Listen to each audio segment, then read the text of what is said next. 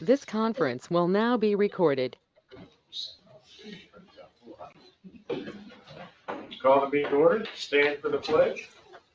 Pledge allegiance to the flag of the United States of America and to the republic for which it stands, one nation, under God, indivisible, with liberty and justice for all.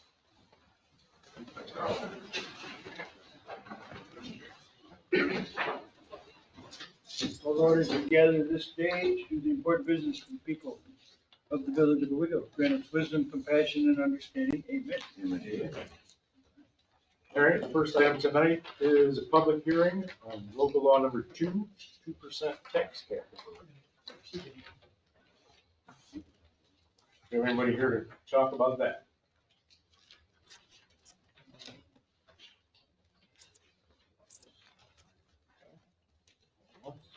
Twice.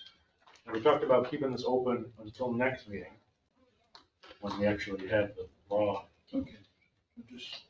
Do we close the public hearing? No, keep it open. Keep it open. All right. We don't have a copy of the law. Right. Yeah, we just got to change the date on it. Until next one. Okay. Good. Wendy, you weren't here to talk about the 2% tax cap, right? Okay. Because it's too late. I couldn't talk anyhow, I'm out of breath.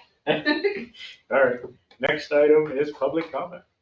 Do you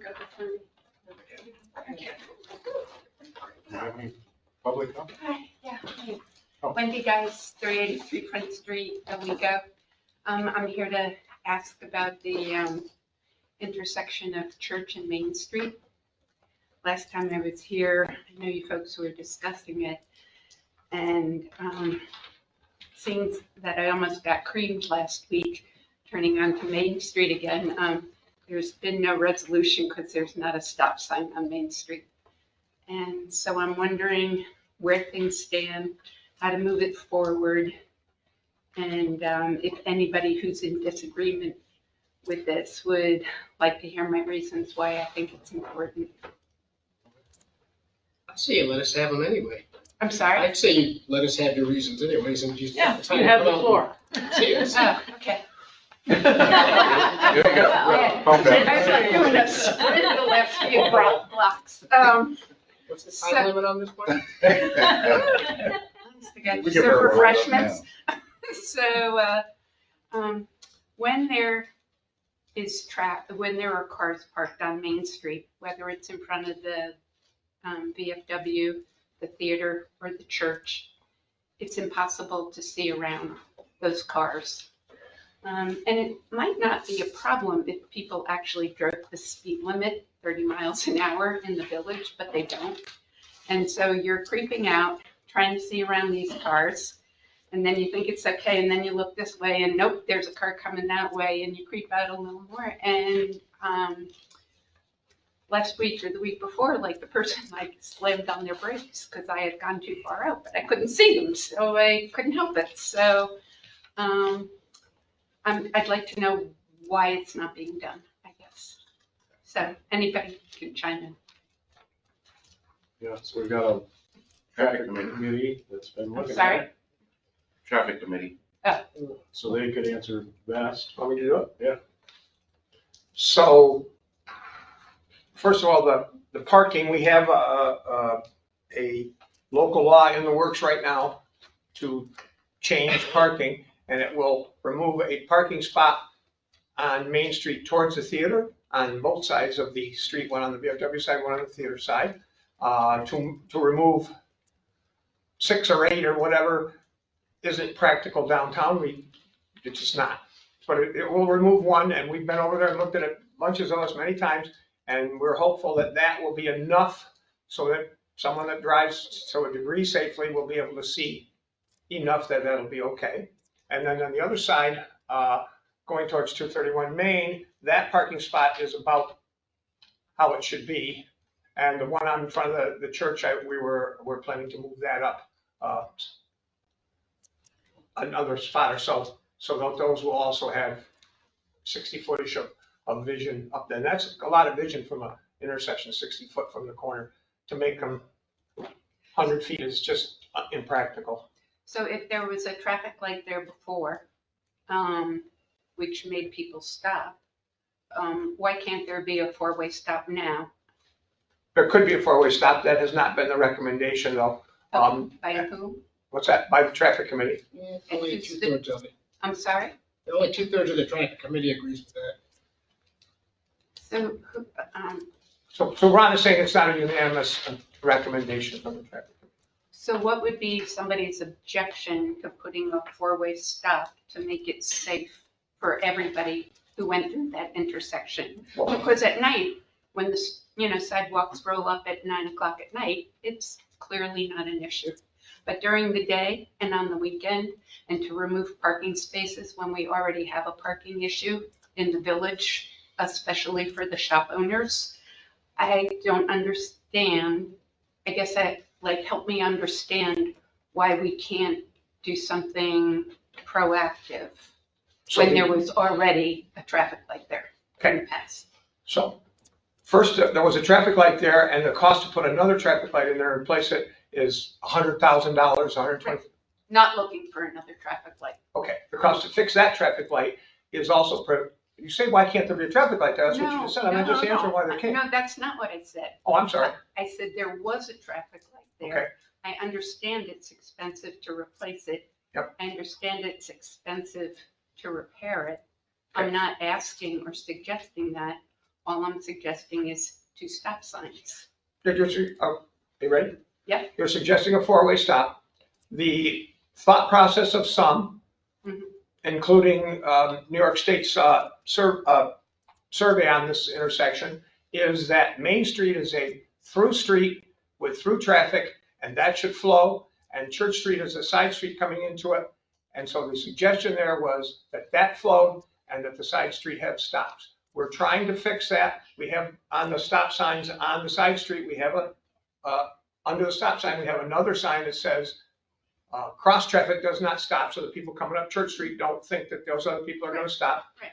And once again, it's not unlike, I've just, in the last week, driven up to every intersection 5 times in the village of Owego to look at every intersection, see how they work, what's going on. We have numerous intersections where you have to come to the stop, you have to pay attention, you have to not go screaming out of the stop. It's just another one of those, in my particular opinion. But it's not impossible to put a four-way stop there, but it operates very efficiently now. We had, yes, it operates extremely efficiently. The people coming down Main Street go constantly. I use that thing 3 times a day. People on Church Street stop for 5 seconds. It's very rare that there's a bunch of cars on Main Street. They gotta wait 5 seconds and they're out. Reminds me of a traffic circle. It operates efficiently. The flow of traffic goes through, the side street stops for seconds instead of the way that the light worked before it. You had to wait 40 seconds for that light on Church Street. This is much more efficient. The question is, how safe or unsafe is it? And how do we react to that? The traffic study said that in the last, what was maybe 3 years, I can't remember, I have it somewhere, there were 2 accidents at that intersection. Only one of them was a T accident, another was an accident of both going the same way. So that doesn't, in general, in New York State, we don't have to follow them. That does not hit the whatever that you need to do something about that. In fact, it's far from that. They have a much higher threshold before they want to see something done. Not that they want to see it done, but that's the only answer I can give you. Well, my other thought is, you're talking about the free flow of traffic on Main Street. Less than a block away is a traffic signal. So people should be slowing down anyhow because I believe 96 gets the traffic light more frequently than the Main Street does. But people don't drive that slow. And, and in years past, we've talked about the speed limit on Front and Main Streets. You and I talked about that. And, policemen periodically come and sit there, but it drives past the speed limit when a cop is sitting on the side of the road. I know I don't. And so I would just like to voice my strong support of having a 4-way stop there. I think it doesn't impede anybody who's going down Main Street. Oh my goodness, they might have to wait 3 more seconds to get to the traffic light at 96. And thank you all for listening. I do have a question for the traffic committee on that topic. So if we're talking about a four-way stop there, is there some logistical issue with four-way stop, like with how wide the street is and where the parking is? Because I haven't, unless I know you guys looked at it a lot more than I did. Well, at stop signs, you have to be a certain number of feet in our code from a stop sign, although the ones we're recommending are farther than our code. Our code says you have to be 30 feet from it. We're recommending farther than that. And we're also looking at this at dangerous things, the most dangerous. The most dangerous when you're coming out of a side street, say Church Street coming into Main. The most dangerous is on the traffic on your side of the street. So the most dangerous there are the people coming up Main Street. Because when you come out there, that's the one you're going to hit. If the ones on the other side of the street, you have a lot of leeway before you would hit them because they're a whole lane over there. So that when you're looking at these intersections, that's one of the ways you look at this. And so that would be there. And then if you're coming down the one way of Church, the way would be up by 231 Main. That doesn't seem to be a big problem. You seem to be able to see there pretty well. And it's already up there 45 or 60 feet. So that's just a little piece of some of the thought process on why you do these and not do them. I just didn't know if there was any technicality why we couldn't stick stop signs on Main Street. Like, does it have to, like, the stop sign can't be way over there and the parking can't, like, you have to be able to see. I don't know that there's a law or a rule that we couldn't put 4 stop signs. Once again, it's that's because we could doesn't mean it would be our smartest move, but it doesn't mean it's not our smartest move. There is a danger on 4 stops, and that also creates accidents. Are that people stop and they don't know who's supposed to go, and they both go at the same time. So you when you huh? We all took the same road test. Yeah. You know, the people that forgotten how to drive. Oh no, you're not incorrect. I mean, You're not incorrect, but when we're talking about the other dangers of there are people doing something, it's the same situation. They also don't know how to drive, and when you have a 4-way stop and both people go, they don't know how to drive. Those are similar. I have questions, some opinion on some of these things. I mean, Absolutely. It's the time to discuss it. Um, I own a store right there on Lake Street. I come out numerous times on the weekend and parking is never where it should be. They park right to the street. Either we aren't or we can't enforce it, which is another issue. People do speed around the corner because I've almost been creamed a couple times myself. I go through there numerous times a day. And I just feel like a 4-way stop, convenience should trump safety. I mean, we have a responsibility to the taxpayers and the tourists that come in. I just feel like it's irresponsible to not do the safest thing rather than wait for 6 accidents. That just seems moronic to me. And I'd probably get shot down, but I really think we should change the speed limit in the business district to 20 miles per hour. Yes. There's too many pedestrians and cars and, I mean, down Lake Street, I see people all day long doing 30, 35. Then you got people parking buses in there. It's just not, like I said, people don't remember the parking laws, or they care not to follow them, whatever the case may be. I'd like to, personally, I'd like to see a 4-way stop too, or the traffic light repaired. I mean, traffic light would be ideal if we had the money for it, in my opinion. I got a we question can about that. can I just finish this up? We can do this now, but we are going to have a public hearing on whatever all the pieces that we're going to potentially propose. I'm saying that's our place where we're going to have. It's just, I Yeah, feel we like can get as many they people deserve as both sides of the interested. spectrum. That way, it's out there in public. Yeah. And that's the joy of having a board, is we have numerous opinions, and we try to find the most logical conclusion. I had a question about that light right there at 96, right in between, was that Tom Ash and Lake Street right there? That one light, once you pass the theater, you come up and you get right across North Avenue, right there. That one light. Is there a timing issue with that? Because I've sat there and I felt my facial hair growing, waiting for that light to turn green. I mean, and then cars pile up behind it. You get more than 2 cars blocking Lake Street Sometime, this is probably not the best, offline, Charles, offline, I'll tell you how those lights work and the time on them. Like that just, probably not our spot right now. I just wondered if I'm the only. Yes, one of that course has a they're problem. timed. They're timed and they're also tripped. I've seen people go through that light because they've been there. Well, I try to inch up, I thought maybe it was a sensor or something, I'm waving hands. I'll tell you later. Because it's fairly complicated. Yeah, they're all state DOT, and we've called them, I don't know how many times about those lights. I had to get medicine at CVS one time, I stopped at that light so long, I could have got out of the car, ran to CVS, got my med, and come back and still had to wait for that. I could do that. You don't want to be on Temple or Fox in rush hour timing of those lights. They are the same too. But let's do that. So Moving on. when's the public hearing? Oh, we haven't even got the law yet, so we'll let you know Thank you. when the public hearing is. Parking part, you mean? The parking piece is a public hearing? Correct, yeah. We'll have, when we're drafting a number of changes in parking around the village and a change in parking ticket prices, et cetera, et cetera. And when we fashion a law, we'll let you folks know, and then we'll have a public hearing to let everybody have an opportunity. So, Ask the mayor, because it's his. okay. Okay, I'm sorry, ask me what. Okay, so you're considering taking away parking spaces where we already have too little parking in order to let people drive straight through on Main Street? Is that, That's what's in the proposal, doesn't mean. No. that's what will happen. That's so people can see. You've made a conclusion. Yeah. Those things may happen to go together, but no, we're not doing that directly for that. So But if that's people the on end result. That you Church can look at it that way if you choose.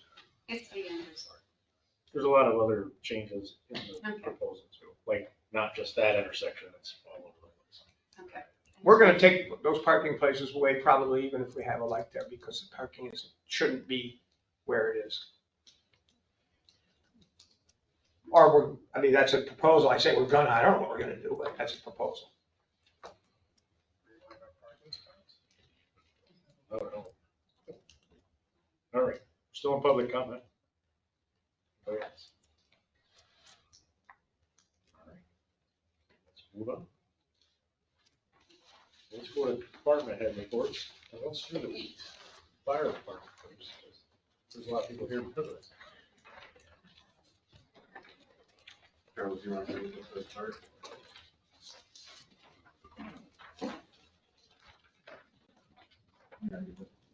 Huh? Yes, very good. You want to give your report first? Or? No, go ahead. Okay.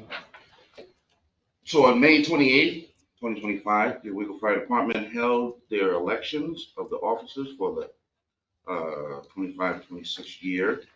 And the members that have been elected is Chief Eric Hawkins, First Assistant Chief Charlie Olmsted, Second Assistant Chief Tom Kelly, Deputy Chief Mike Hopkins, Secretary Kelly Hawkins, and Treasurer Bill O'Connell. So at this time, I would like to make a motion to accept these final results. Before I second that motion, can I ask you to change that motion? To, That the village accepts the election of the chief, the first assistant, the second assistant, and the deputy chief. The other two, we are not privy of accepting or refusing. Originally, a while back, we had thought that we only accepted the chief and the first two assistants. I've looked at our code, our charter, and the fire department's charter, and it includes all four of those. So I'm going to ask you to make a motion that we accept those four officers. Because the other two are for the nonprofit, We have no say on the other two, the treasurer and the treasurer and the secretary. Would you be willing to do that? yes, as long as they are recognized that they are, yeah, okay. Is that, Second. any discussion about that? I just want to say that I want to thank the chief, Eric Hawkins, for his service in the fire department. I know the election process can be a little unsettling at times, but he was able to get through it all. And there are a lot of members to please, and you can't possibly please them all. I know things may have slipped through the cracks, and certain procedures may not have been followed precisely according to bylaws in the past, but you have promised to turn the page on the past, and therefore, moving forward, we are following the rules to the letter. So some individuals may be stuck in the past, but I am confident that they will catch up. So we asked for change, and we got it. So thank you for your continued support and service. We'll vote on this. Frank, Yes. Joe, Yes. Bruce, Yes. Laura, Yes. Ron, Yes. and yes.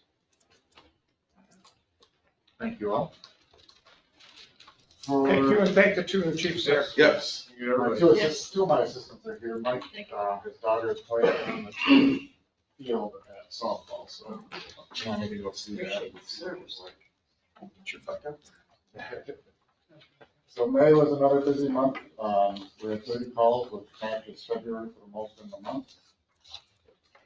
We're on mutual aid once to Campbell. We did not need any mutual aid this time for the month of May.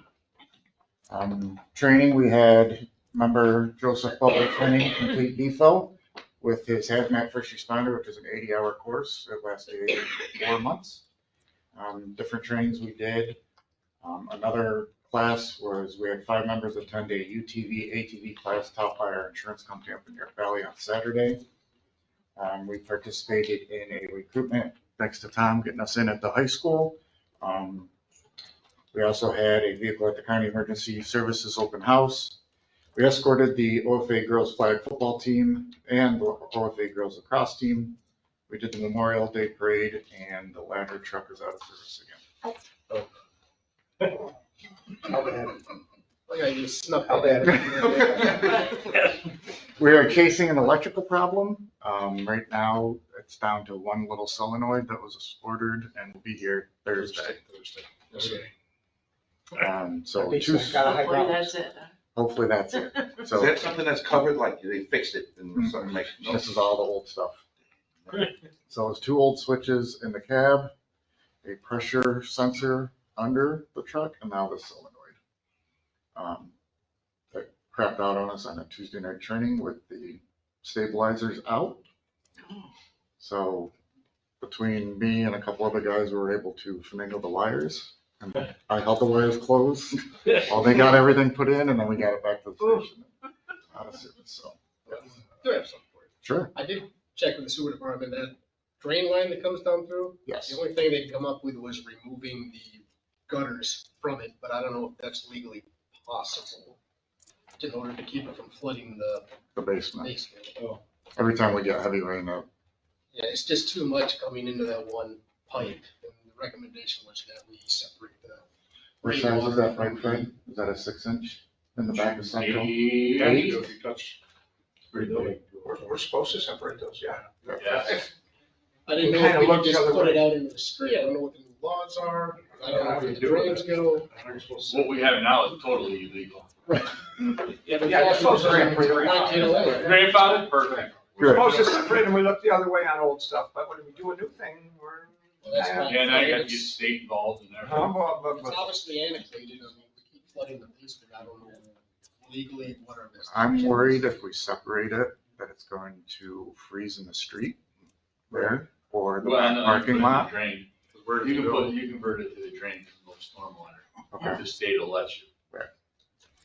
Those Yeah, are they do the have- options as of now. I figured, since I knew the answer, I should probably tell you. The state does have storm sewer there. Yes, right in the front. I had Tim Sneed over there, and we'd have to come out the back and then reroute it around the front to get to their drains. Yeah. They'll let us. If they'll let If they'll us. let us. If not, I mean, it's. you know how good our infrastructure is. And put a sump pump in the basement, put it There, on the street anyway. there is a sump pump, there's a couple of dehumidifiers. My goal is to, But the problem is now it's building up too much pressure. I don't want anything down there. I got some surplus stuff, but I want to get that out of there.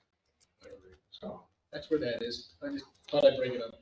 Thank so it you. doesn't matter, because the drain goes into the sewer anyways, and 90% of the village, just forget it. But right now it's going into the sanitary sewer and not the storm sewer. Correct. So we. It's an are 8-inch supposed main that to- takes everything from the station, including the water from the roof, into one 8-inch main. down into the sewer. Which is the issue. Mostly the roof floor. Mainly the I mean, that's a lot of water, it's a big roof. Yes.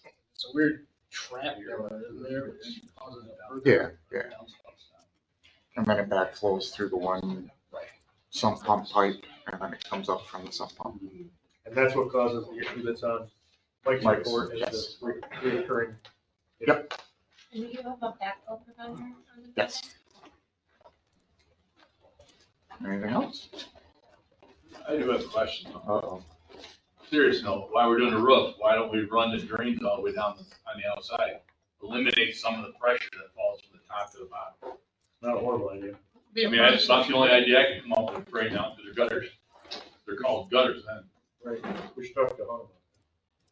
And there's one drain that is actually up above the roof, so it's not 100% of the roof draining. So. Okay. You got about a half inch. Yeah, you got an 8-inch drain falling about 40 feet. Yeah. A lot of At least pressure. 40. I think it's more than 40. Is it? Yeah. A lot of pressure. Yeah. And then try to go out of S trap. Doesn't work very good. Thank you, guys. All right, thanks everybody. Yeah,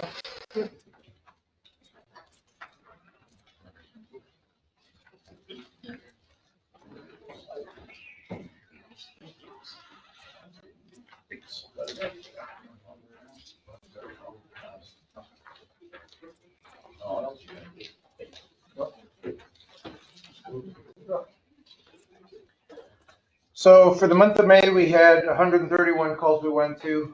4 were mutually given. We do have one resignation we need to accept from Rhonda. She said not to run with Owego anymore, so. She decided not to run with Owego anymore. So we have to accept her resignation. right, same as we bring them in, we have to accept. Yeah. I see. Glad that we don't. I mean, not that we can't make them not resign. You can't force them to do anything. So you're saying we need to vote on that, Mike? Yeah, we have to make a motion to accept. And that's just Okay, I'll EMS, it's not I'll EMS make in a the fire motion department. that we Right, accept yeah, she's it. only a member of EMS. I make a motion, we accept the resignation of Rhonda Hasso. Second. And we, I don't know if it matters, we remove her from, maybe accepting resignations, we remove her from all of our things. Right. We're also, we're not just yeah, okay, you know what I'm saying? Yeah. We're removing her. Does it have to be in good standings or bad standings or anything? Good standings. Yeah, I don't think we have to. We don't, Okay. the Just board in case you wanna accepted come her in back. good standings, so she can come back if she chooses. We just have to acknowledge that. Let's vote on that, Rusty. Yes. Laura, Yes. Ron, Yes. Fran, Yes. Charlie, Yes. and yes.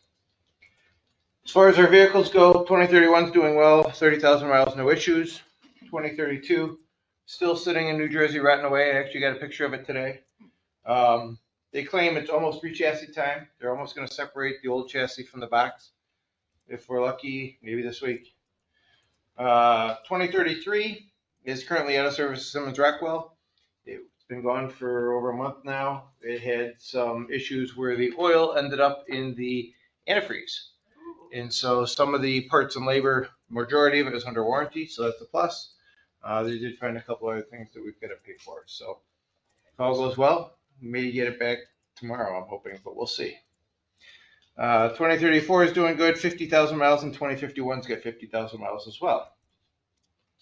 Our new Zoll monitors are in, members have been trained. We're doing the last few things to get them into service. The auto pulse training also has been complete, but we have yet to receive them. So we're still waiting for those to show up.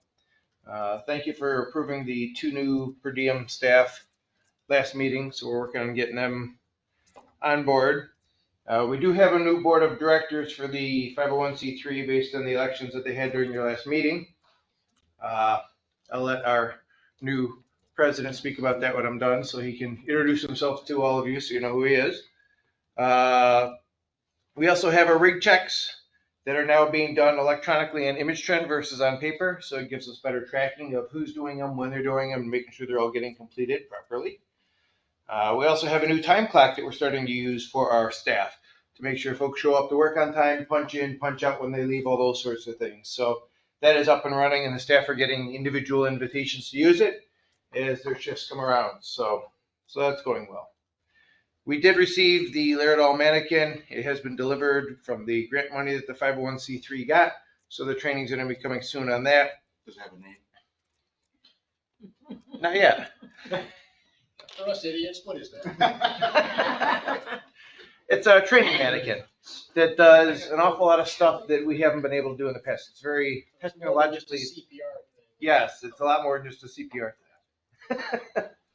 It's a CPR thing with electronics in it now. Electrocuted screens. Yes. Thank you. Talk back in. Thank you. Also, we got all of our staff and volunteer members a gift for EMS week, so that was appreciated. We also attended the Tioga County EMO open house and had a booth with the ambulance and that kind of stuff, so that was good. As Eric mentioned, there were a couple parades that he invited us to for the school and their sports teams.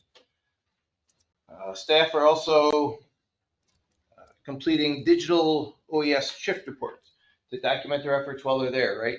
You know, we want to know what they're doing to be productive, you know, that kind of stuff. So it gives them the opportunity to document what they're doing, how they're doing it during their shifts, and that way we can make sure that, you know, the proper things are getting done. We also installed a lock on the door in rooms 2's room for the storage closet after consulting the president for the securement of the new mannequin. So that is done as well. And we're also working with Eric in his quotes that he's obtaining for the building so we can get electronic locks for the building, so we can do key fobs and those kinds of things in the near future once he gets the third quote. Fingers crossed, right? We can get out of the, huh? Just represent the attempt to get. Oh, We'll actually have to go on. Well, in that case, he's got some more to report on. Good faith.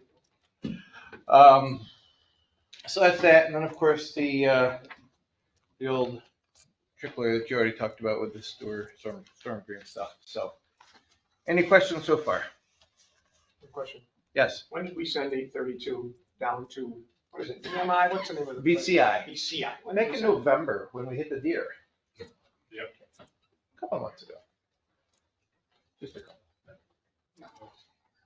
Just reminding all of us that we were not pleased last time we sent ambulances to BCI, how long it took them, what they gave us for loaners, et cetera, and it doesn't sound like they're doing any much better this time. Nope, and they know I'm not happy. Okay. Because every time I message him, I'm telling him I'm not happy.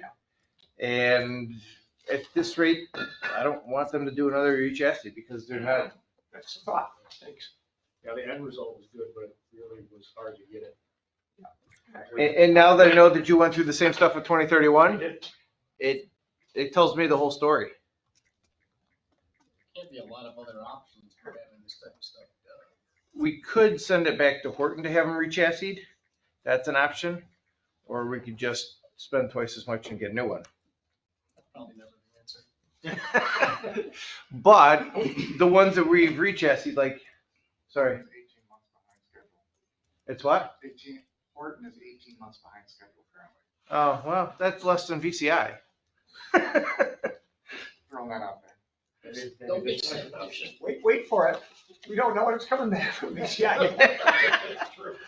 But on the other hand, with our ambulances now, when after they get rechassied the first time, the next time around, we either need to pay extra money to rechassy because we got to go through and replace all the electronics in them because they're so outdated, or we just got to bite the bullet and get a new one. But we'll deal with that in 10 years when we have to.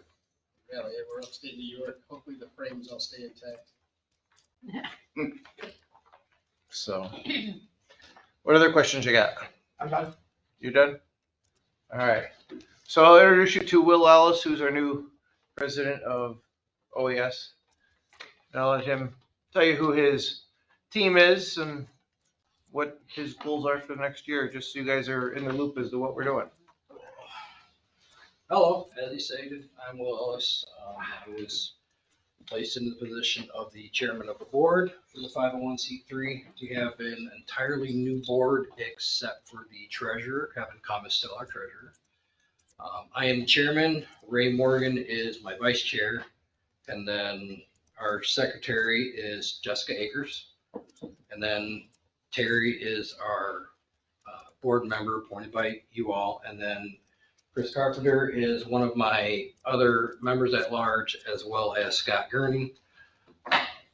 As far as goals for the year, we're kind of in a rebuild stage, so we're hoping to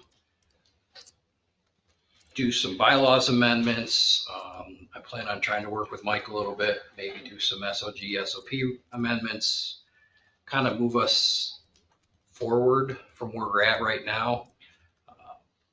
I don't have anything specific in mind right now, and to answer your question about the mannequin, it's called Mega Coat Kelly. Okay.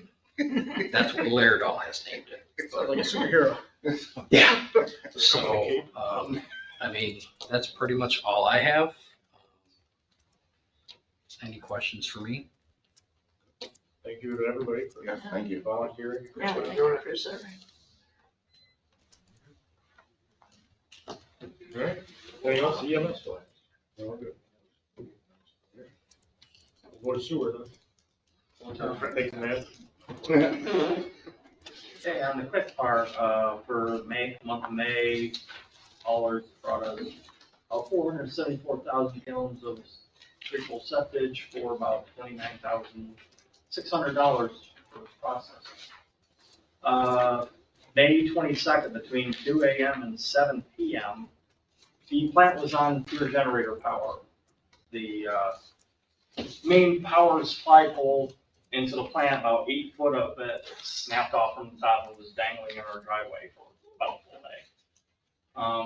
Came out unscathed, but it was just one of those things that they known about, but it took an act of God to get it sorted out. Lately, continuing, we've got a lot of sewer backup calls where illegal items were found when we went and investigated.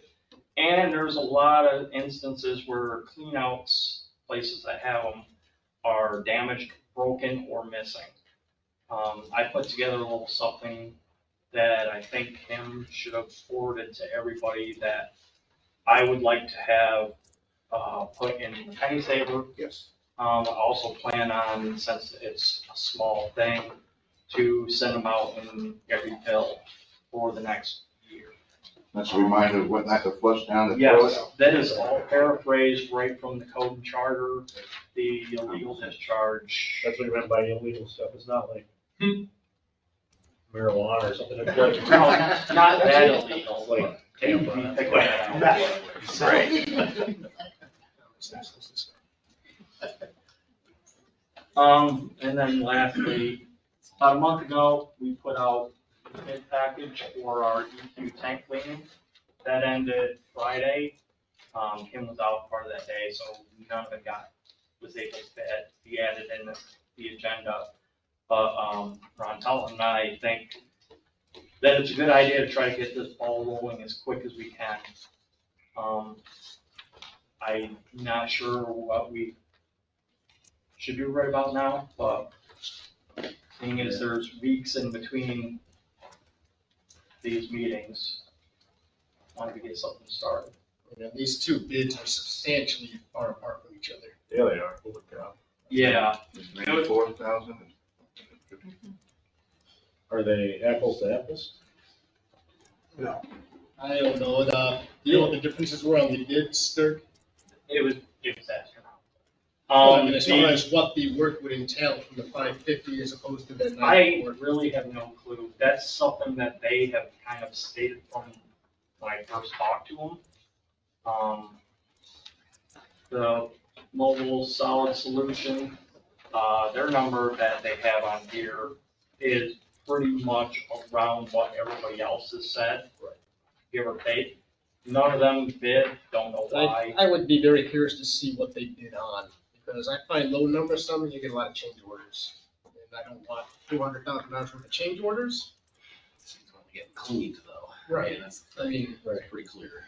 I would think it would be, but I'd still like to see the actual bid of what they were proposing. If it's apples to apples, I don't know where these other people are coming from. Yeah, I don't know, because the other bit's 550,000. Yeah, Just we for. have we'd have a brand new red light. Well, I go with, like, these guys with their, what was it, 94? I had another one which they didn't go into the bid, they were going about 90.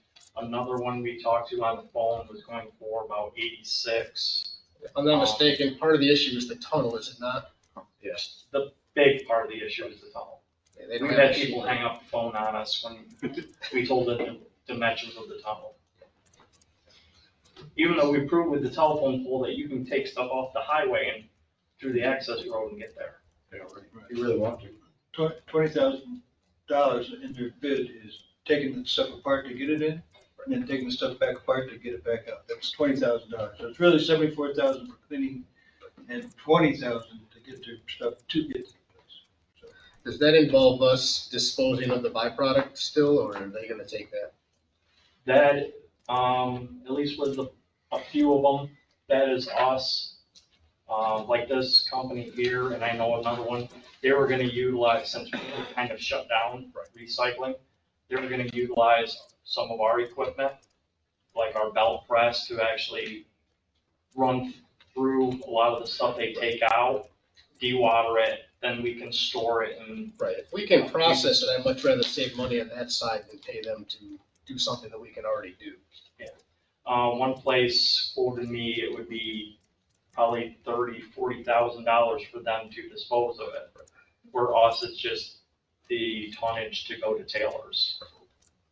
I mean, like that, we won't vote on this till the next meeting, I'm quite sure, but I just wanted everybody to be aware of what it was.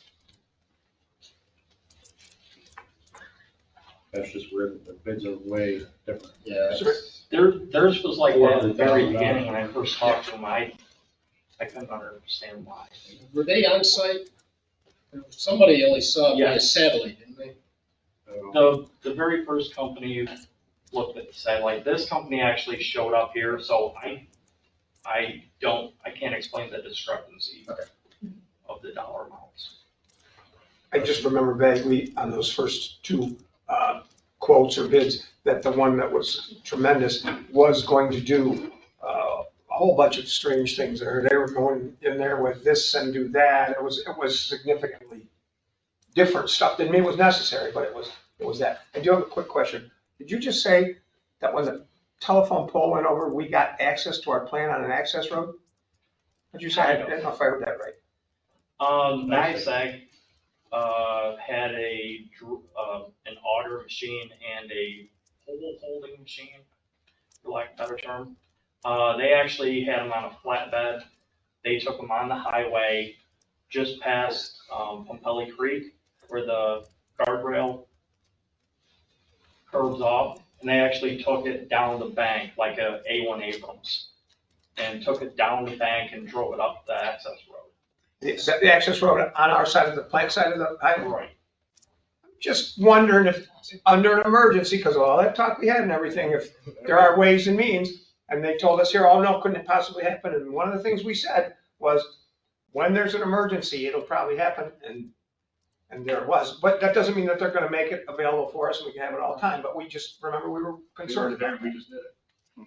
Okay, just, We didn't get caught at it. You could just get down the hill. okay, just curious. Thank you. Right. Anything else? Okay. Brett? DPW. Oh, goodness gracious. All right, I have an update on the pool. We're up and running. Water will be turned on first thing tomorrow morning. They had a couple of valves they had to fix. The pool, we had to spend a little bit more to get the pool back up at Johnson's for chemicals. So we should be up and going here full board as of tomorrow. Are we like ready for inspections? No, we gotta go a couple of days. We gotta make sure everything monitors out right. But soon. But soon, yes. I'll get a hold of Alex and tell him what's going on and we'll go from there. Our lifeguards are all set? Kind of, sort of. We're waiting for the CPR classes, the certificates. We don't know where they're at. So I still got time to order my Speedo, right? Oh, God, oh, boy. Yeah. You wear it all over your forehead. Oh, Lord. Charles, want to set up, I'm gonna stay right away. The pool is shut down for the year. The tariffs on China, we can't get the material in to make your street out. So the next thing, I've been working with Nate and, the sidewalks in the village. Yeah, no, this is a bad subject. We put together a price list for contractors to bid on. And I need you guys to vote yay, nay, or you like what you see. So we can get it in the paper. To get contractors. So there's just a bid that was gonna go out, ask them to fill in Yeah, price per linear foot, Yeah. on a whole bunch of different stuff. yes. Concrete. Yeah. Which, we need this because of, Because of the wages nowadays. right, prevailing wage. Brad? Okay, thank you. Might I ask Brad something? Yeah, go ahead. And one of our problems in the past was that many of these, I know we're talking price per linear foot, the guys didn't want to come and do 12 linear feet, they wanted to do a whole block, you know, this is a problem here. Correct, but this is part of the whole block. This prices are gonna take care of runs on Front Street. It's not gonna be just 2 blocks. I mean, what I'm talking about putting together is getting streets done. So not just, Not just, just some front of somebody's house with No. 2 blocks, this But is, we also want have these to prices have for a that. whole block or whatever. but we also have to have that now because of New York State.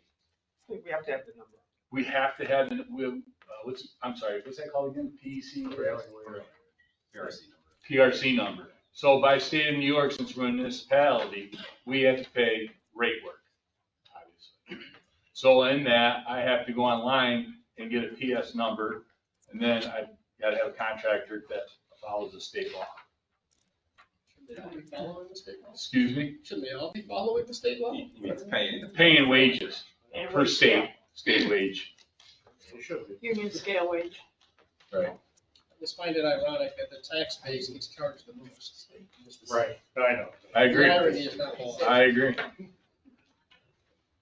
So back to my point, I just want to Yep. make sure that No. when these guys are doing this, they know that Mhm. it's for a particular length, it's not just for, it's however, That's why it's broken down in linear feet.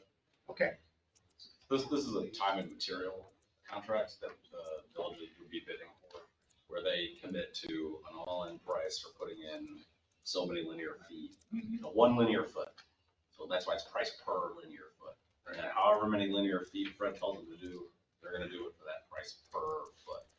Okay, once again, you So know, they this could is in come conflict to- with what we're They could talking about come to before. 5 feet and have to hold them to these prices. Right, but that's what they're bidding on. I mean, we can be doing 100 feet of it.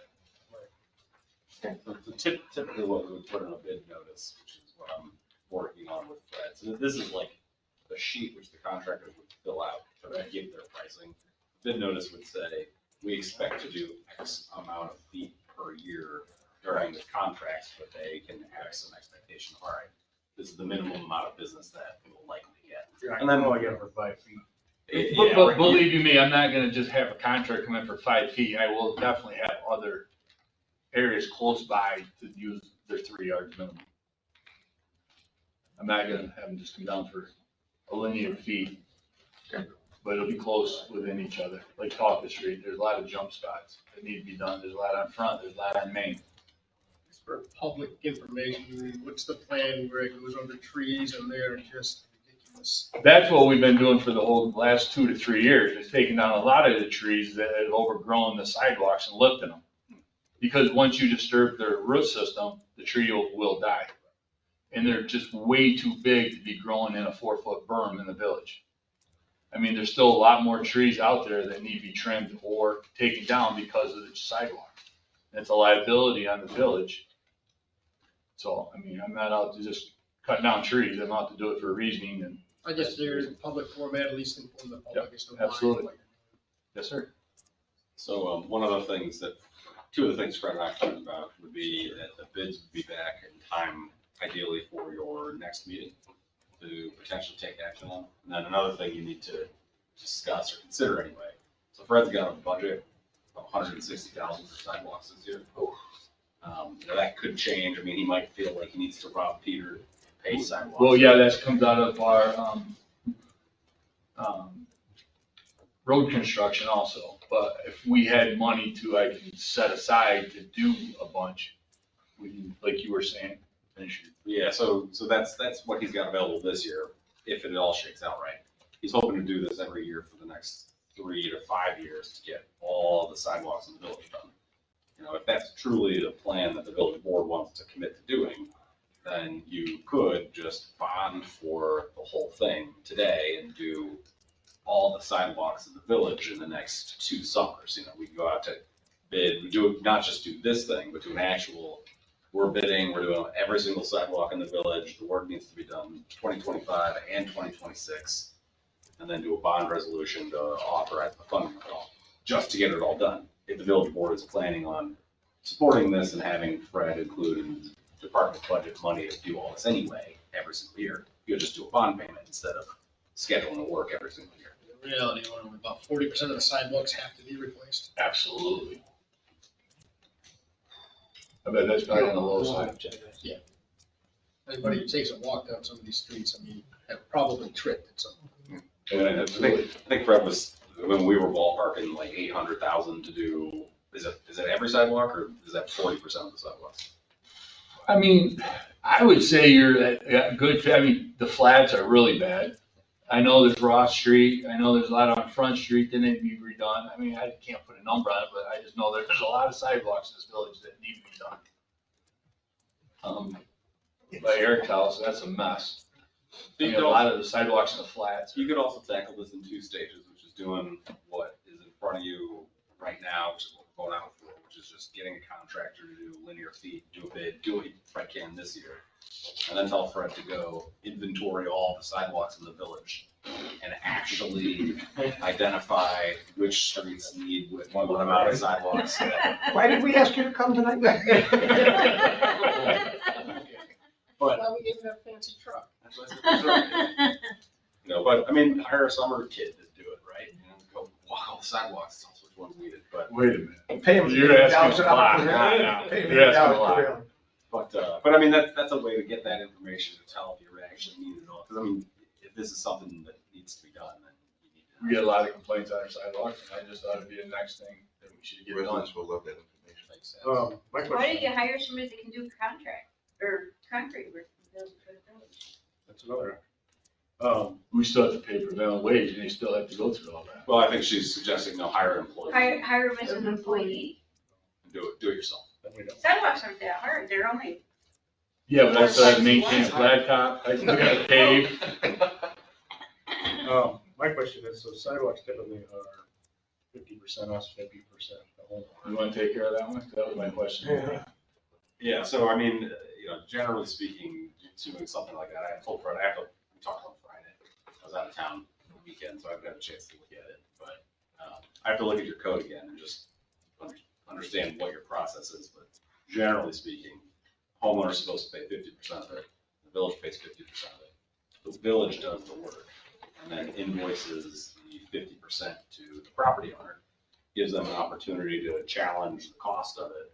But I mean, you'll have to bid the work out, so it'll be what it is. And then if you give them 30 days to pay it, if they don't pay it, then it goes on to their taxes the next time the village tax roll goes out. Now, if I was saying to Fred, if you're gonna do all the sidewalks in the village anyway, then everybody's gonna be paying 50% through the taxes anyway. I mean, it's all public money, right? So you could possibly not bother with doing that and just bond it, including your normal taxes. But it's up to you folks as to what you want to do that. That's more long-term and immediate. Sidewalks not that bad, no country. Right, I get that, but, I mean, there's people that are complaining sidewalks are, I mean, where do you draw a line? Yeah, I mean, and that's where Fred is the person in charge of DPW who makes those decisions as to what to do. And Within the code, it does give a certain amount of inches of lift. We do have an awful lot of nonprofit and green space. I agree 100% with you. I mean, it's not gonna be an easy task. No, it's not, but I mean, I see where you're going with this, but I'm still looking out for the people in the village that would like to get their front of the place is done. Some are definitely just ridiculous. I mean, They're almost like sticks. unless we put something out there and the people get it done and then we pay for 50% of that. I mean, I don't know how you want to do this. Well, the problem is it would have to be at prevailing wage, even if the homeowner did it, because they're most likely village sidewalks, and you're just assessing half the cost on the property owner, which you can do. That's over my head. So our step here is to send this out and get some numbers. We're not. Yeah, I'm just beginning asking to if you're solve okay. This big problem right now.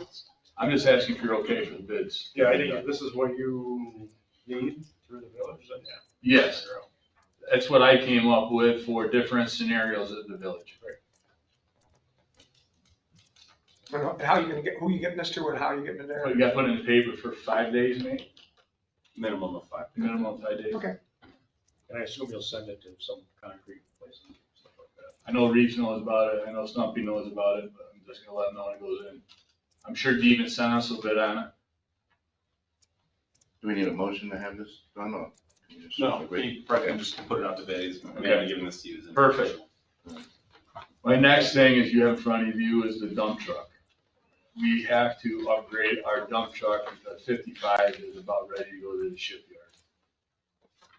It's not gonna cost the village anything, it's not coming out of any of the village, it's gonna be coming under chips. And I'm waiting for, Mrs. Beers, she just got it today, to look at it for the, quote for the truck, which I don't see what's gonna be a problem with it, being passed through chips, of having it being bought through chips. Right, the chips, the point is to support, either do roads with it or equipment that supports roads. Right, and my road that I was gonna do this year would be Temple Street. And it's gonna be an overlay, it's not a milling, and just the overlay. Mr. Mayor? Yep. Not trying to be rude to you, but reminds me a little bit of school board budgets, and no, it's not gonna be any cost to taxpayers. So I understand this is CHIPS money, but when we use it for this, and I'm gonna vote to do this, we need a dump truck, we needed it for a couple of years, so I'm not opposed to that. Just want it to be clear, when we use that CHIPS money to do this, that is CHIPS money we can't use to fix a street. So we understand that. But I have enough to do Temple Street this year. Yes, we do. And we never have enough CHIP money to do the streets that are in crappy shape in the village. There's never enough. So I'm just pointing out that when we choose to use it one place, we're not gonna have it another place, even though we're gonna choose to do that. But it's not no cost to the taxpayers, because when we don't have enough money, enough CHIPS money to do these streets, we end up charging the taxpayers to do them. So it's not, nothing's free. Right, yeah, give and take. Just pointing it out. Let's buy the dump truck. We've been trying to buy this dump truck for Excuse me? 2 years and we need it. What's the licensing needed for this one? Class D, B? No, A? driver license. It's under the weight scale. So, I thought we were trying to. We are. get away from. but we have to, by county law, still keep them for CDLB holders. But nothing after this, after 55 is gone to CDL. And that's why it's gonna be a 5,500, just use more capacity for snow removal and dirt and anything. The bigger I can get to stay under. The stick in the tunnel at the sewer plant? Yep. Sweet. And it's a state bid. Yep. I mean, that price is, we don't have to do anything funky. So the only question is to make sure we can get reimbursed by CHIPS. That's what I'm waiting for from Mrs. Beers at State DOT. So if somebody wanted to do a motion, we could do a contingent on that or something. I will do a motion that we, shall it be this exact number or do we want to make it more? Or how do we? That was a full quote of what it came to. I don't know what you want to do. And That comes right from McGuire. 90? You think 90? I'm going to make a motion that we accept this bid and buy this truck. Details to be put in. Up to $90,000 contingent on the payback from CHIPS to pay for it. Yeah, second Does that sound right? Brett, you said this is through a state contract? Yep. And is- McGuire. State contract. Is it the mini bid stuff? Because I know when Laura was doing the police car thing, there's a process to follow. Wasn't, we So did we have before, to we go- did the last dump truck. With the state, we have to go out to bid. No, it's like Laura highlighted that there's a mini bid process, which requires not just like picking one, you have to notify like a few of them and give them an opportunity. There's a state list So you believe we'll have to do that? We didn't do it on the last truck. Well, just because what we didn't do before doesn't mean we necessarily did it 100%. Don't you have to no? It's fine. It's a state bid, it's a state bid. Well, there's differences. It's So, this online system. It's a New York State vehicle marketplace for municipalities and to put up their specs of what they want. And you just list the truck that you want, the parts, and then McGuire will bid on it with what they have, and anybody else can bid on it. So what's the question, what's the reason for a state bid then? It allows the other dealerships in the state to give, like, say what trucks that they have or parts that they have, so that you can get the lowest price. But that's what the reason for the state bid is. So Fred, you have to check if it's a mini bid contract or not. If it's mini Which bid, I never heard of a mini bid contract. that is what it is though. Yeah, Most likely, okay, so we have to figure that out. If it's a mini bid contract, then you have to follow that process. Will the CHIPS person know that? Laura knows how to do it.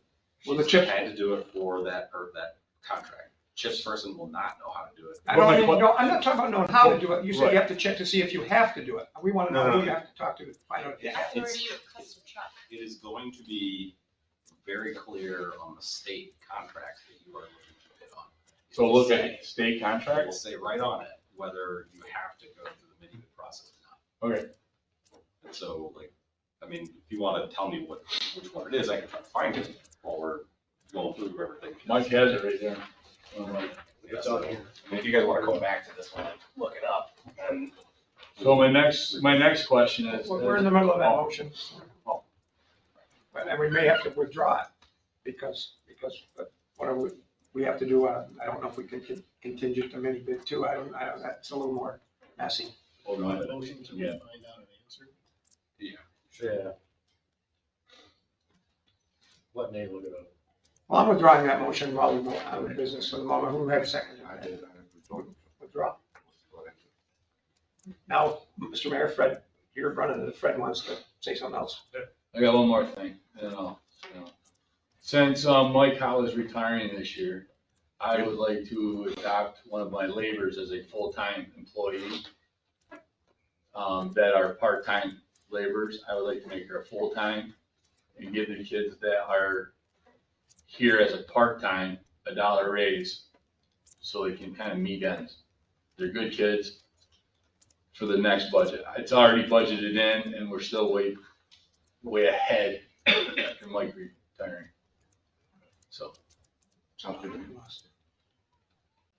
you say that again? Lost the end. I don't know, I'm gonna say it again. Just the end. You said we're way ahead. What do you mean? We're way ahead, meaning what we're giving in a raise of what Mike's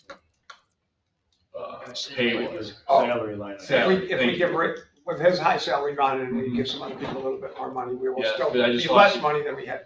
I just lost one, a good employee, a very good employee, leave. So I would like to keep as many as I can. Would that be considered a merit raise, or how do we do that? Well, because they're part-time, I don't know how that goes with a merit raise. But I would like to make Jen full-time, and then the kids that are not full-time, another $1 an hour raise. I think you mean young adults. Sure. Yes, that's Is that something the personnel committee would know? Do they know, Ken, do they want to take? Does something the personnel committee want to meet with her before? In fact, we probably have to do that because it's required. I think Yeah, we we could do that. Yeah, we could do it. You wanna do that with the new budget? right? Yes, So like August. yes, yep, You're talking about the changes to the full-time? yes, Or how about the $1 for the part-times? August. It's already budgeted for Oh, August. okay. Well, then we don't have to do It's kind of giving us information. Yes. Yeah. Yep. Bless you. That's just saying. We'll wait now. Oh, that reminds me, Fred, could you please, really quick, go over that pool information? Since our ambassador is here, and he would like to probably report on that. The two backflow preventers, one in the baby pool and one in the pit to turn the water on, will be running tomorrow morning. The brand new one that we had in the baby pool froze and cracked. So now they have unions on so that we can replace or take them out every winter and store them. The new jets for the chlorine and, acid, thank you. Yeah, good call. And the acid, they finally came in, Friday. And since pool, it's been circulating, but it had no chlorine mixed in it, it went really green. So for us to bring the chemicals up, we had to spend quite a bit of money to throw back in the pool to help the pool get going on its own. So the projection of it opening, do you have? I don't know what's going on. I had 5 kids in here 2 weeks ago getting their CPR class, and we haven't got their license yet. So I don't know what's going on with that. Excuse me? That's all he has. No, pool, he wants to run the pool open. Yeah. Yeah, that's all, yeah. Yeah, but I'm waiting. There's a lot of variables, and then I gotta make sure the numbers are upright before we call Alex at the county to come and test it. So it's a long process waiting for the chlorine to come up into that pool. It's gonna be 80 tomorrow, right? That's worse than chlorine. That evaporates it. Wow. Okay. I see you got 9 lifeguards hired, so, who are the 9 lifeguards? I don't know their names. Caitlin Hunt.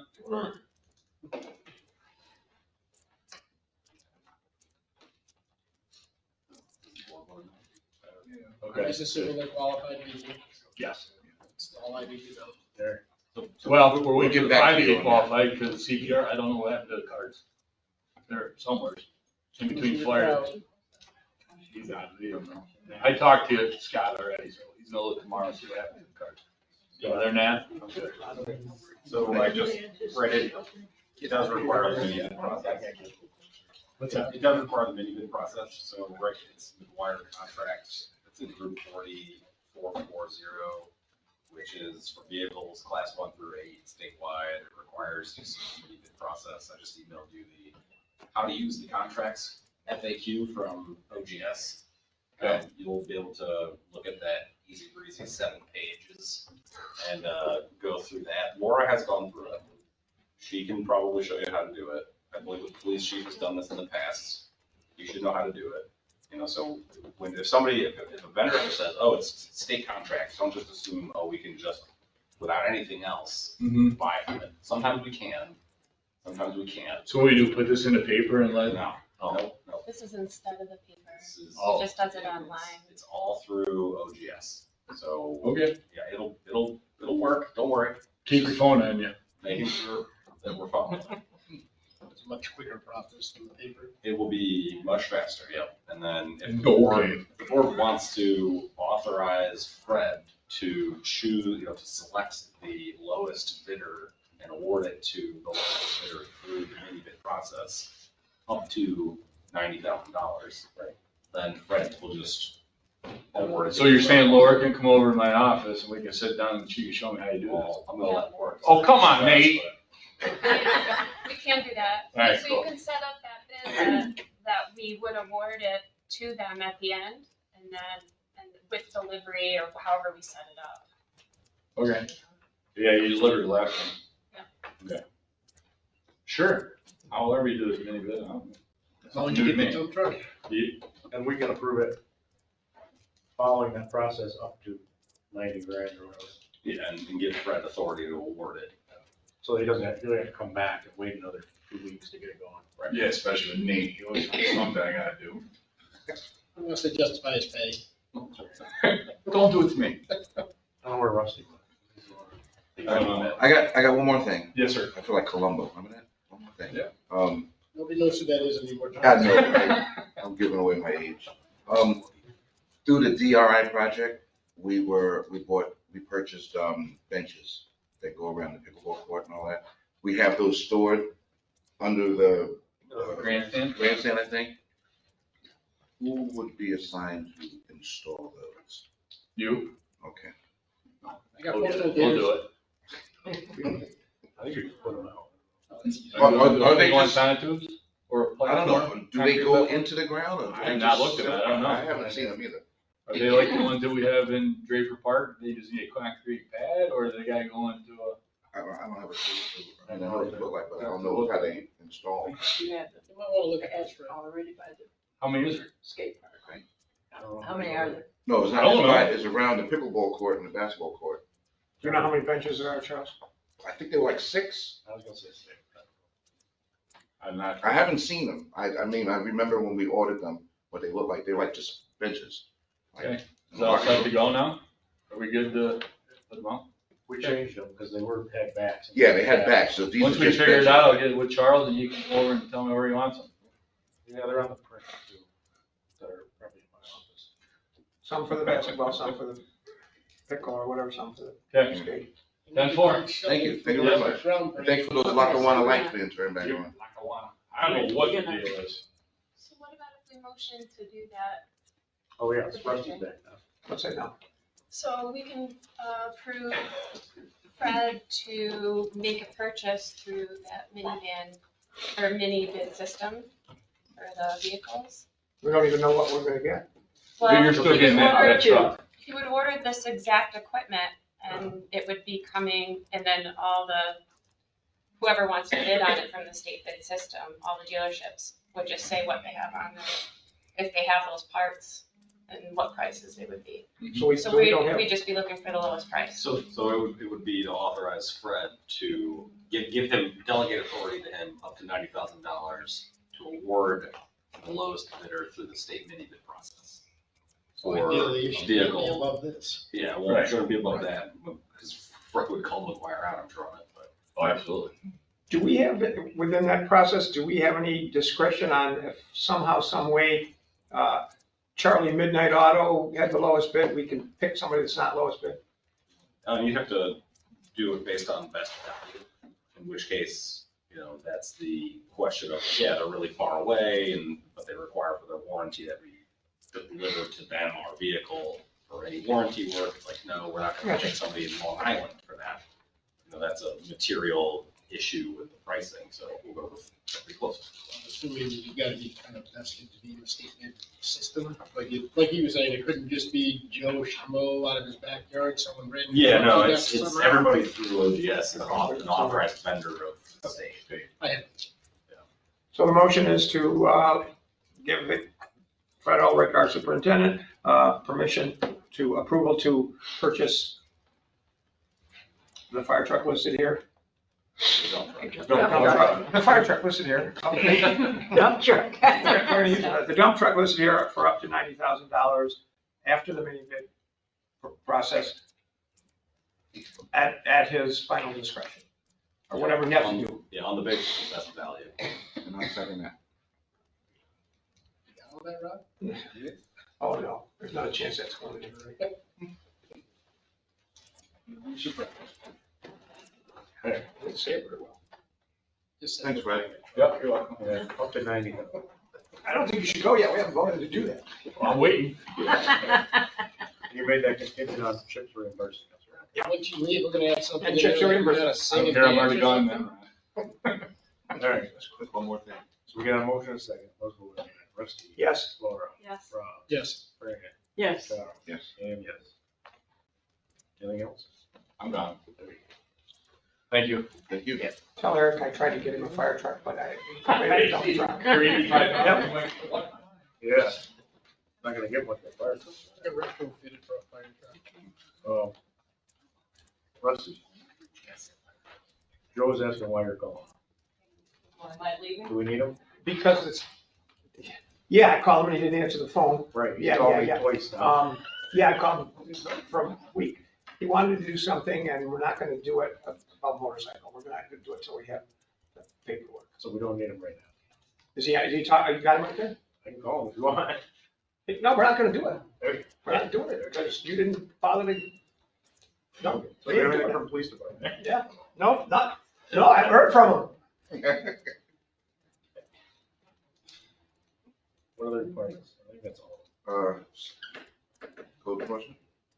Well, if everybody got the report, they can read it. All right. Moving along. Anything from clerk's office? Just wondering if you want to set up some, workshops for the, Right.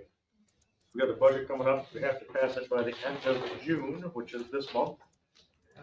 So, we're gonna need some more meetings. Mike, do we have any of the paperwork from any of the departments in yet?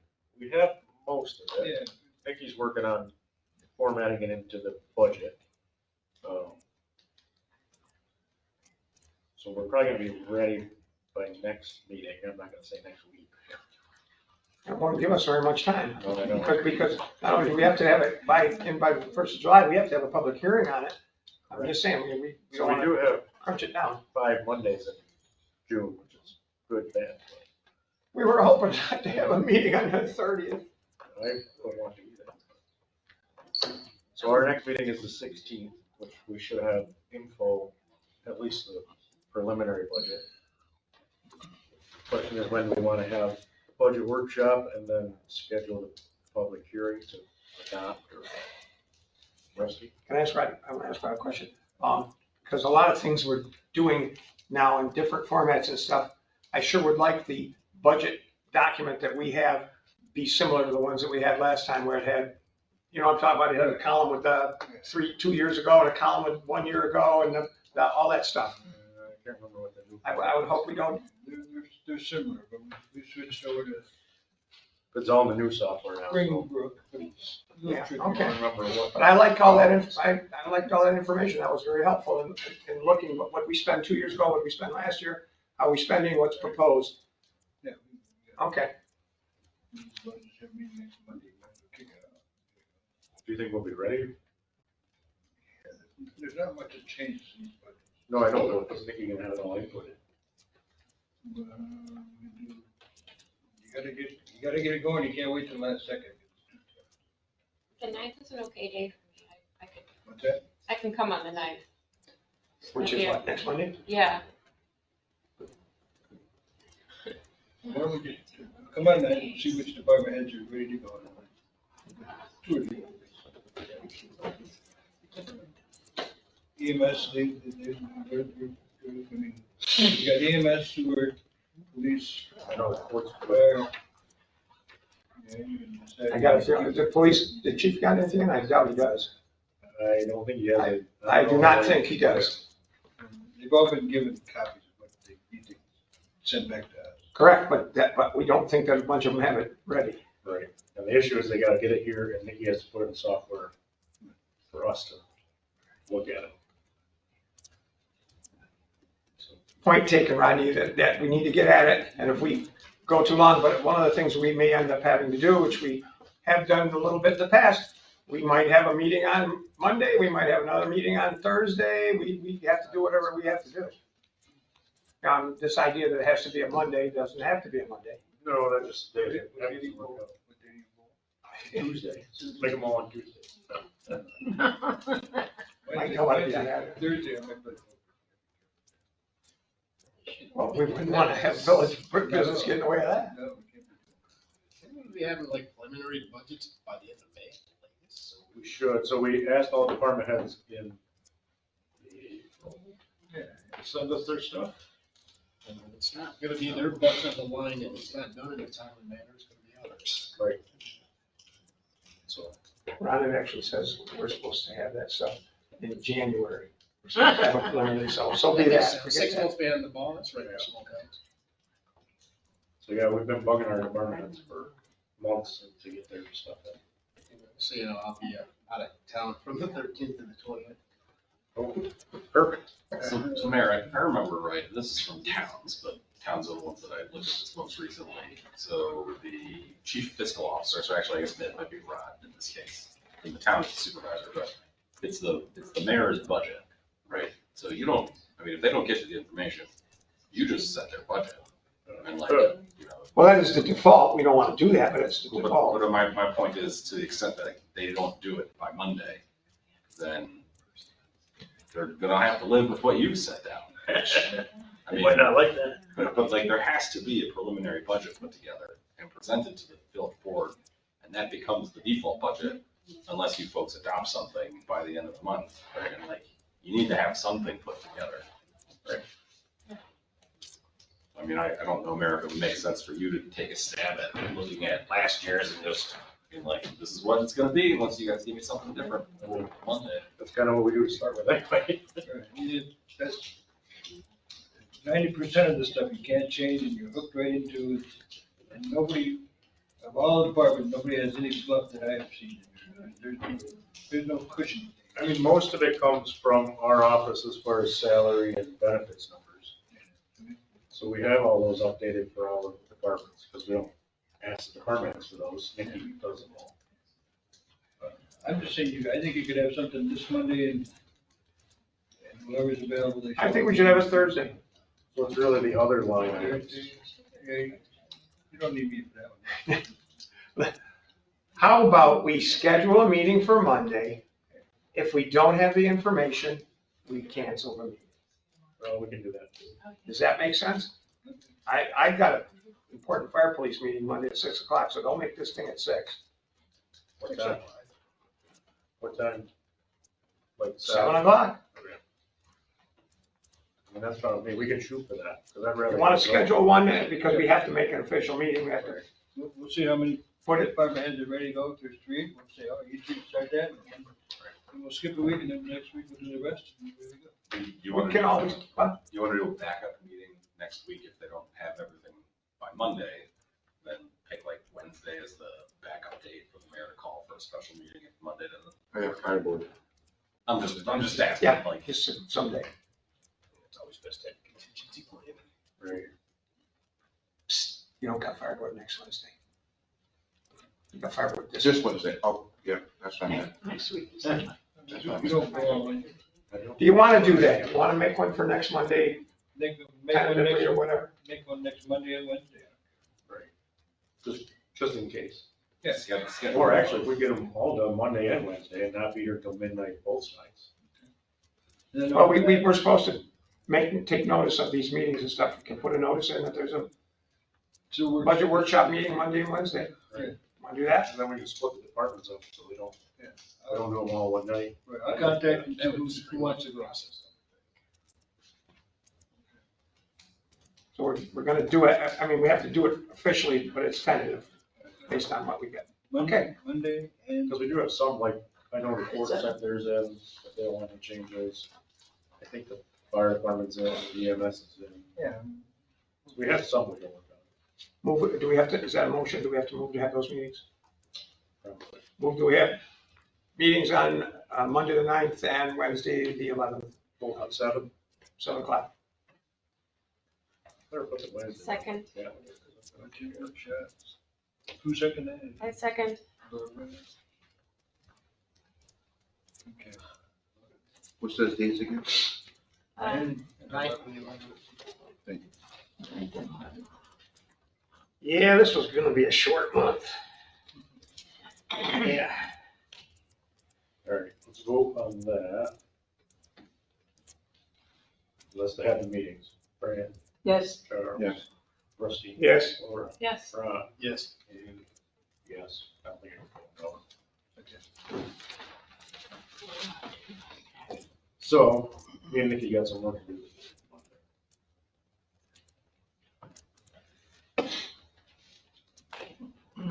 Because between me and her, we do most of the work anyway. Once again, there's no, I mean, we're getting going, right? He's not incorrect. We need to get going, but it's not a panic. I mean, we don't, oh my God, she's gotta have it ready. Oh, she's going crazy. She doesn't have it ready. If she doesn't have it ready or it's not there, whatever, then we don't have it. And we move it along. we just don't wanna wait until after like the 16th and we're pushing. Right. Sure, because we gotta have a public hearing, we're pushing it. We haven't even, if we don't do anything till then, we haven't done anything, we're at the 16th. And then you just, last year budget becomes this Basically. Where we come up. Last. year. Default back. All right, communications, we got an invite from the Neighborhood Depot. They're having a ribbon cutting Monday, June 23rd, 10:30 a.m. Anybody wants to go? Monday, June 23rd, 10:30 a.m. What's the name of the company? No, it's just the Neighborhood Depot. What's that? So it's Racker Center, Cornell Cooperative, United By Way, Mary Jo's. Rural Ministry. Sister Mary's. New building? Did we, when we got invited to that last time, I think somebody said we didn't get much of a tour of the building. You were Correct. The building wasn't built, Wasn't done. right? Last time we were there was the groundbreaking. So, I could have sworn the same thing. somebody was in there. United Way. Yeah, somebody was in there a month ago or something and didn't get much of a tour. There was council of government meeting in there, and they got a tour, but not much of it. I'm just wondering if we go to that ribbon cutting, if we could get a tour. I'm sure. I've been in the Appreciate city that. United Way a couple times, so. 10:30 a.m. And I work for Racker, so. Monday, June 23rd, Right, what time? 10:30. Thank you. I always wind up cutting the ribbon for some place I work. And then Monday, June 23rd, 10:30, the ribbon cutting, and then 11:30, our budget meeting. Yeah, right. Kind of getting that. All right. Old business, we got traffic light, which we already kind of talked about, and Jake brake signs. Do we have any update on this sign? Oh, what did the state say? I wasn't able to talk to anybody yet. So I still need to do that. Yeah. Yeah. We got approval for these signs, right? Not from the state. Well, we've approved the law.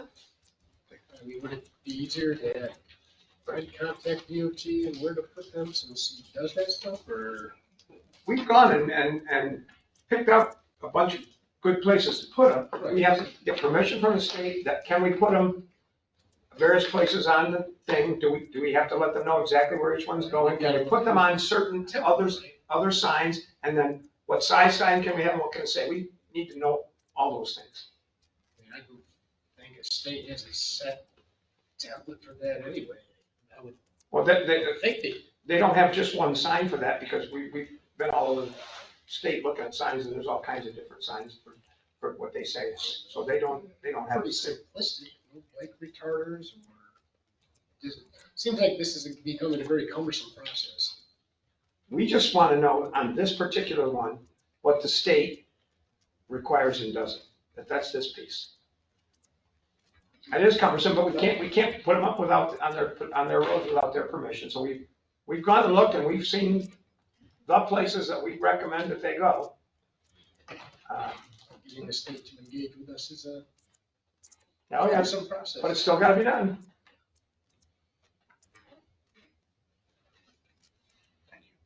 Yeah, so we're just finding out who's, where do we get the signs, who orders them? Okay. Can we put them on the Right, sign on the spots same that we poles. would like? And what the alternatives are if we can't. And there was like a couple spots where we thought it might be better to, like maybe the pole even could be moved from line of sight. So anyways, we could just, I'm gonna see about talking to. Your mission is to go take care of this. Yeah, I'm gonna talk to the DOT, and see. And also, like, I've been going to these meetings for the Binghamton Metropolitan Transportation Study. Yeah, they're good. So they're a great resource for anything. So they can help me out too. But they're not the ones that are going to give you permission to do this. The state is. No, the state is but the boy. hopefully know more of the guidelines. Yeah, they'll tell me all the rules though, all the technical stuff, and then the state will tell me. You make it as many step of process as you want to make it, but next meeting, let us know. Yeah. They have that magic phone number, when they don't publish it. Oh, yeah. Yeah, right. There. So we're gonna table the local law number 2, 2% tax cap override. It's not made up yet. So we'll have that next meeting. We've got to change the dates on last year's law. I already did it. Nate already did it while we're sitting here. Yeah, payment of bills. Pay the bills. Second. Okay. Any just questions on the bills? We got the printout here. See anything that stuck out. On the bills, right? No, I made some motions. Rusty seconded. All right, we'll vote on those. Rusty? Yes. Laura? Yes. Ron? Yes. Fran, Yes. Charles, Yes. and yes. I'm trying to think. There was something else I was supposed to bring up. Maybe we brought it all up already. Rezoning of the. Oh, yes. The rezoning law, or not rezoning, but rather change to The zoning change law. So the attorney who presented it has asked us what we're doing with it. So maybe you could. This is from Pompelli, Yes. and Sarah's asked what we're doing? Yeah, Sarah asked if the village board is planning on doing or moving that forward. So a draft law was presented to you folks. There's a court date for the code enforcement action against them set for July 23rd, which was pushed back to allow the village board time to consider whether we would entertain a legislative solution to the issue over there or not. Not saying that you need to get into a full-blown discussion tonight, but it's not on the agenda. It needs to, you guys can choose to do nothing, but like, I would suggest, if you want to do something, scheduling it for discussion at another meeting. Trustee. You, Charles and I met with Mr. Whittemore, and Mr. Whittemore at that meeting told us that he is not in favor of us going forward with that law. He did not, that was not what he wanted, and at this time, he did not want us to do that. He told us that exactly. He did. I don't know So what. that's where we are on that. He told everybody else, because he met with everybody by now, but. So you got to? I don't know. So that's the answer to that. Until he tells us that he has decided he does want that particular law, and he wants us to go forward, that's where we are from him. Okay. Yeah, his attorney reached out to me earlier today asking, so I'll connect. I just- He might be missing that. Did he get a hold of you the other day when you were gonna call him, today or yesterday? I talked to him today and he said, they weren't quite ready to take the next step. I think they're still planning on doing something. We're planning on doing something, but He told that's us. what he told us, that's what he told us. All right, there we go. Yeah, he just didn't want it on the agenda for today. He just- There you go, he doesn't want it on the agenda tonight. Right. Although he would do a better job of communicating with his attorney. Alright. Okay. So he charged, he probably doesn't want to. Yes. That's crossed off the list. Alright, so now we got minutes. I motion to approve the minutes as presented. Second. Any other comments on the minutes? For May 19th. May For- 19th. Yeah, for May 19th. Fran, Abstain, I wasn't here. Charles, Yes. Rusty, Yes. Laura, Yes. Ron, Yes. and yes. Trustee reports. Rusty, Well, thank you. we'll come back. Thank you. Ron, Still looking at people for zoning and planning, just trying to get people who are interested to fulfill, some civic pride, I guess. Right. I mean, we definitely need the people with it. I don't know how to get people interested in this, but I am blessed enough to have a lot of customers from the village coming to see me, so I always mention it to them. perfect. Yeah, keep trying. Anything else? No. Charles, I covered everything that I needed to. I don't have anybody else to thank. perfect. Laura, The RFP for the solar array, went out and then was completed. We did get one bid in, but in the process, I wasn't able to ever get the energy consumption of our buildings to the contractors. And so we'd like to rebid because we need to have the information for them to give us, what we would like. So we're gonna, with the committee, try to see about how do we get these NICEAG bills and, get our information, and then we can send the RFP out. Can I ask you a question? Yeah. So you said they were sent out, and then you said it was completed, what's that mean? Like, the bid opened on the 30th. We sent it out, and we had a April. limit about when they could come back, and they, Yeah, and the all of them deadline- came back, and we looked at it. And that was one. One came back, but there was quite a few people, or companies that asked for the RFP or contacted, so. But didn't bother to send something back for whatever reasons. Yeah, I think. So I think because what we Laura have said is enough. the I main heard issue about that. was the lack She of thinks that was a reason. energy usage. Well, that would be, I would suspect, the entire reason, because they can't price out a system without knowing how much energy they use. No, I thought we need. That's a function of just how many panels they need to put up there. Sure. Yeah. So what is it you want to do? You want permission to send out an RFP again with further information, or you don't have the information yet? Yeah, I'm gonna collect the information and then we'd like to send out the RFP again as soon as we have the info. Oh, you got the, On the electric bills.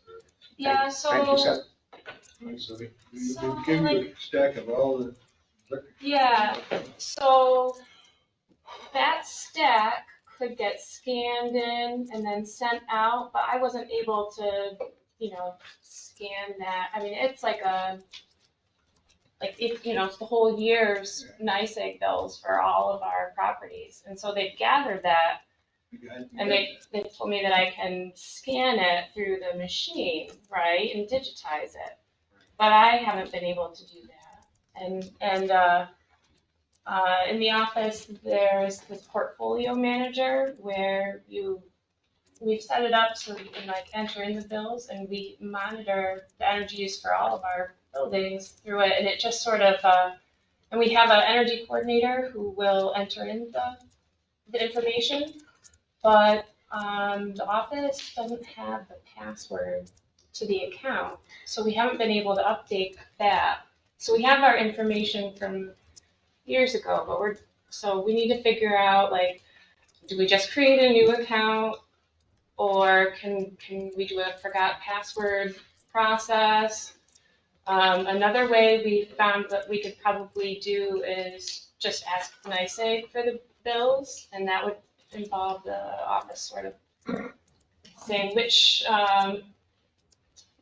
meters we want that from, and then give it to us, and then we can give that to all of the different contractors and not have that process go through for. So you've got things to find still, okay, I get that. You're asking the board to authorize you to rebid once you have all that information. That's exactly what I'm gonna move right now. Yeah.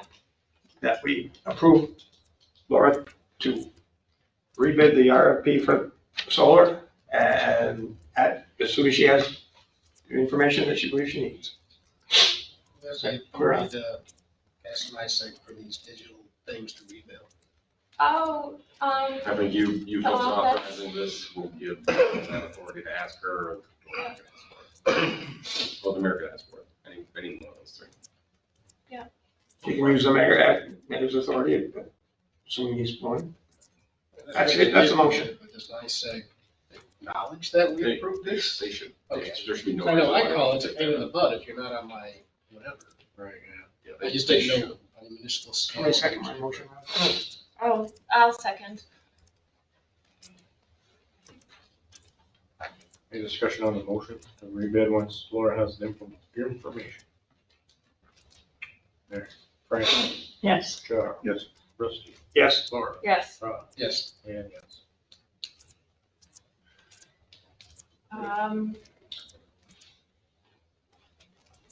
I did a whole bunch of training and I guess that's all I can remember right now. From time before. Thank you. Thanks. Brilliant. The end of, no, it wasn't the end, it was the beginning of May. We did meet at the cemetery, with the, soil, conservation group with the county as far as, trees going in the cemetery. All they have right now are the larger hardwoods. And, we want to replace the trees that were taken out of the cemetery. We want to do smaller, more decorative trees. So we don't have, another 40, 50 years from now, these giant trees to take out again. So they told us it'll be next year before they have those in, because they only did the hardwoods this year. So, the cemetery committee also is working on putting together a proposal for the board for the development of grave sites there up near Sasana and a couple other areas. And we had met with Sean Fahey. He's given us figures from different local graveyards as far as their prices on plots and so on. And he told us that 60% of burials now are cremains and not full burial plots. So anyway, so that's what we're working on, and I would assume I'll wait till after we're through with the budget. Present a proposal to the board as far as what the costs and so on would be. That's all for now. Can I ask a question? Sure. So you said hardwood's available now, decorative, smaller ones not available till next year, and you want those. Do we want any hardwoods, or do we want them in, is there places where we would like to have them, since we can have them right now? Well, they look, okay, there's a area above, on the bank above where Sasana is, that Jeff had cleared out before. And we were looking up there, and it just didn't make sense to put them up there. Up there, how about other places? I mean, we can have these now. Is there other places are there other places in the cemetery where we might like to have the hardwood trees? It was decided with the meeting that, no, not this year. Thanks. They don't have them. Oh. So you're trying to plan ahead for the people in the future that I wish people would have done 15 years ago for us. Right. Yeah, well, I mean, we've taken down a lot of oaks and maples and so on up there. And we just don't want that size trees, but we do need to have trees replaced in order to, hold the water in the ground, so. And we appreciate no more water down here. So that's all I have for There. My report, I need to do a motion for executive session for attorney. Matters relating to the employment of a particular law firm. There you go. Does he Seem to have it. Right, at the end. Move to have the executive session. Or did you vote? Who seconded it? I'll second it. Vote on that, we'll have it at the end, and again, we expect no action after. Rusty, Yes. Yes. Ron, Yes. Fran, Yes. Charles, Yes. and yes. Other than that, I don't have anything other than we're gonna be busy working on the budget for the next couple of weeks. Public comment, Jim King. go for it, Jim. Hey, Jim, Hi there. how are you? I'm well, thank you. Listening to the discussion about sidewalks, and I'm a frequent driver along Dean Street. There are no sidewalks on Dean Street, and the first two public residences, the low-income housing along there, there's often many people, sometimes in walkers, sometimes in wheelchairs, on the road. It would be a great safety concern and remediation of that concern to at least put sidewalks on the same side of the road as those public housing establishments are, and maybe just a little further up. So I know that's a ways away, but it's certainly a budget item that you guys might want to be considering is installing, a 4-foot sidewalk as opposed to having people on the road in those, and especially in the evening hours in the late fall and early spring. It's, people wearing dark clothing on the road is a definite hazard. And that's, something for consideration in your Public Works Department. And that's it. Thank you. Thanks, Jim. Thanks, Jim. Thank you, Jim. Hey, Jim, is that you in the paper, about Republican? That's me. Okay, thanks. Running against Langworthy, good luck. I don't have I don't have much hope of actually beating him, but I think we have to at least challenge him. Thank Point you. was made. Give it a shot. Point was made. Thank you. Thanks, Jim. Good luck. Other public comment, what do we got? I just wrote to the president and CEO of NISAC, who's a friend of mine, and she said that you should contact the community outreach manager who can provide you with all the usage instead Oh. of scanning all. I know him very well in the last couple of weeks, thanks to a roof at the fire station. Wendy, I didn't hear the last piece of about community outreach about what?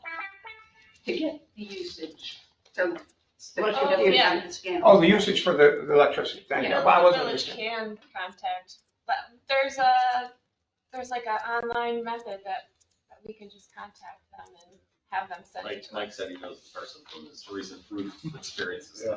I have the person's name and email address if you want it. It's Eric, somebody, right? No, there's a new person, Kirby. Yeah. Oh, yeah, send it to me. if you want. I'm sorry, Send it to me if you want. send it to you. Sure. Thank you. Any other public comments?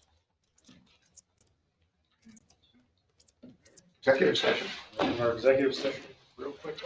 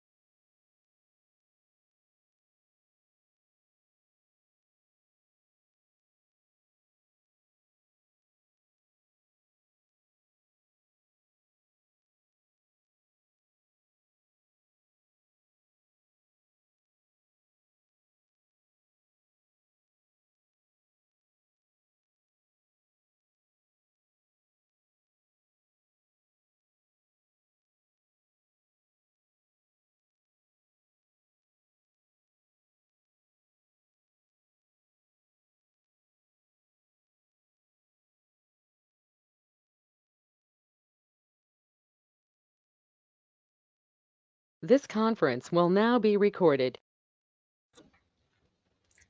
All right, return to regular session at 9:14. 9:14.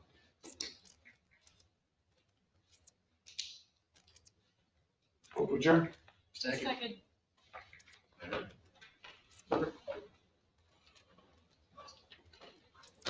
Alrighty then. Alright. Thank you, everybody.